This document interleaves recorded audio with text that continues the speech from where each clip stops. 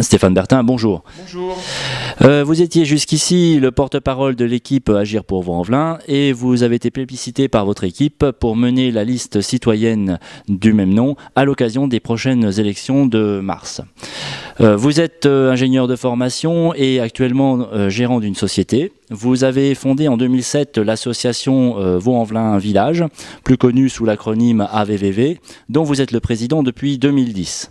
Vous avez mené au sein de cette association un nombre conséquent de combats en faveur de l'environnement et du bien-être des Vaudais. Récemment, vous avez mené bataille contre l'extension de l'aéroport pour ses nuisances sonores pour les habitants du sud de Vaux-en-Velin. Quelles sont les raisons majeures de l'émergence d'une liste citoyenne dans le paysage politique local de Vaux-en-Velin ?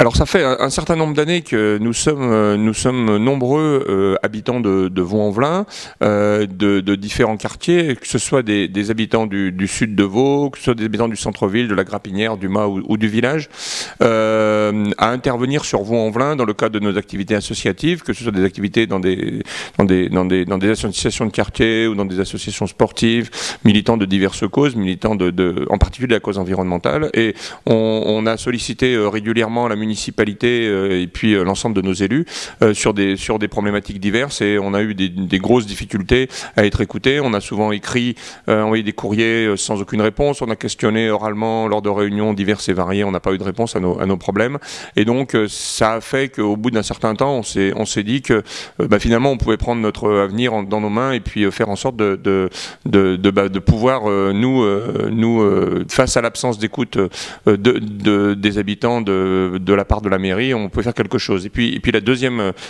raison, c'est que aujourd'hui les élus, nos élus sont censés représenter les habitants de Vaux-en-Velin, les défendre et être leur porte-parole. Or on s'aperçoit aujourd'hui que souvent les élus, pour ne pas dire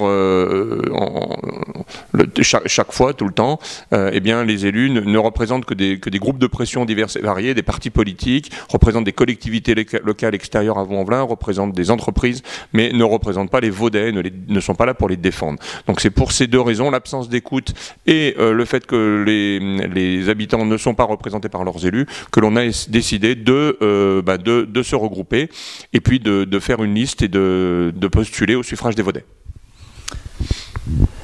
Toutes les listes sont des listes citoyennes. En quoi votre liste se détache-t-elle des autres listes ?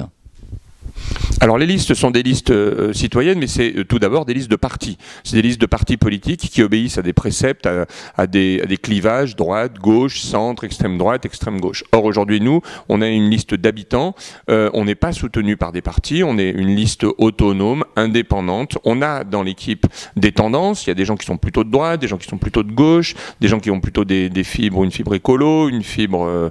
voilà. Mais aujourd'hui, ce ne sont pas des listes de... Ce n'est pas une liste d'un parti politique. C'est une liste vraiment de rassemblements d'habitants et qui ont décidé d'agir et qui en ont marre de la stigmatisation de Vaux-en-Velin comme toujours la troisième ville la plus pauvre de France, la ville où il y a 2 fois le taux de chômage national, où 30% des collégiens vaudais tous les matins quittent la ville pour aller à l'école, à l'extérieur, où les impôts sont les plus élevés du Rhône, des habitants tout simplement qui veulent que leur ville change. Et on a voulu créer un rassemblement au-delà de simples habitants qui se regroupent, on a voulu recréer un rassemblement de compétences. On ne veut pas juste récompenser des amis, on ne veut pas rentrer dans le cadre du clientélisme où on veut donner un poste à un tel ou un tel, mais vraiment avoir des gens qui sont des gens professionnels, qui sauront répondre aux défis de la ville et qui sauront changer la ville. Donc on a vraiment fait une équipe et lorsqu'on la présentera dans quelques jours, eh bien vous verrez que on a des compétences des compétences variées dans tous les domaines qui permettront de changer la ville, réellement. Selon vous, dans cette ville de Vaux-en-Velin, beaucoup de choses vont mal. Quelles sont donc vos marges de manœuvre et les solutions que vous comptez apporter ? Alors les marges de manœuvre dans la situation actuelle, elles sont pas du tout évidentes, puisque aujourd'hui notre ville est extrêmement endettée. Notre ville a augmenté son endettement de plus de 40% dans les 6 dernières années. On doit mettre la priorité sur un certain nombre de choses. Nous, on veut mettre la priorité en particulier sur l'éducation et sur la rénovation des groupes scolaires.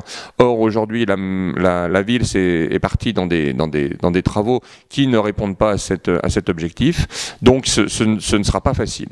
Par contre, nous avons décidé d'établir un certain nombre de bons principes de gestion. Aujourd'hui, notre maire revendique une gestion qui n'est une gestion en non bon père de famille, c'est-à-dire de pouvoir dépenser plus que ce qu'il n'a.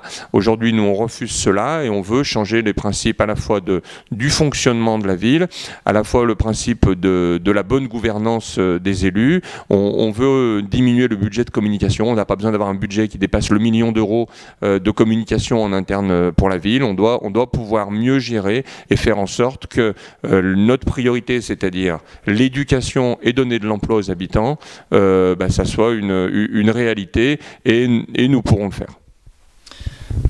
Tout ceci est un vaste chantier. Pensez-vous y arriver seul ? Alors aujourd'hui, je ne pourrais en tout cas pas y arriver seul, ça c'est clair. Ce que je vous disais tout à l'heure, c'est qu'on a une équipe qui est une équipe compétente. On a un vaste rassemblement. On a défini entre nous un principe de non-cumul des mandats, c'est-à-dire que la personne qui sera maire, en l'occurrence moi, si les Vaudais me choisissent, eh bien je ne cumulerai pas ce poste avec un autre, c'est-à-dire je ne serai pas au Grand Lyon, je ne serai pas conseiller communautaire, je ne serai pas vice-président du Grand Lyon. Les personnes qui seront conseillers communautaires seront que conseillers communautaires. Les personnes qui seront adjointes seront adjointes. Et on a décidé d'avoir des personnes qui seront donc dans ces différentes missions, qui seront des personnes de grandes compétences. Bon, je peux vous en citer une ou deux. Bon, par exemple, la personne qui sera en charge du développement durable et de l'environnement, ce sera une personne qui est aujourd'hui ingénieure et qui travaille à la DRIR. La personne qui sera en charge des affaires sociales, c'est une personne qui est retraitée tout récemment de l'agence régionale de santé, qui était médecin conseil à l'agence régionale de santé. Donc vraiment, on veut avoir une liste de professionnels pour faire en sorte de sortir la ville du fossé dans lequel des années de mauvaise gestion d'une même équipe l'a mis. Mais n'oublions pas aussi que ce ne sera pas que les élus qui géreront la ville. Ce sera aussi les services municipaux. Et nous avons grande confiance dans le professionnalisme actuel de nos services municipaux pour faire en sorte que la ville se redresse. Vous nous avez dit que vos axes prioritaires seraient l'école et l'emploi. Et qu'en sera-t-il pour la sécurité ?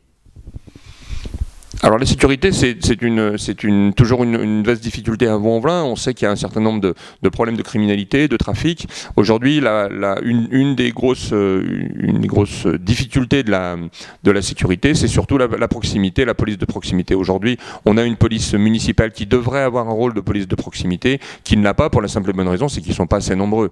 7 policiers municipaux pour une ville de 40 000 habitants étendue comme la nôtre, c'est absolument impossible. Donc aujourd'hui, une ville comme la nôtre devrait avoir de l'ordre d'une quarantaine d'employés municipaux en charge travaillant à la police municipale. Et donc nous y attellerons, nous ferons en sorte d'agrandir, d'augmenter cette police qui fera office de police de proximité, et surtout que cette police-là puisse travaille avec la police nationale dans une bonne synergie, de façon à ce que la sécurité revienne, que le civisme sur Vaux-en-Velin revienne. Stéphane Bertin, merci et bonne chance pour ces prochaines élections. Merci bien.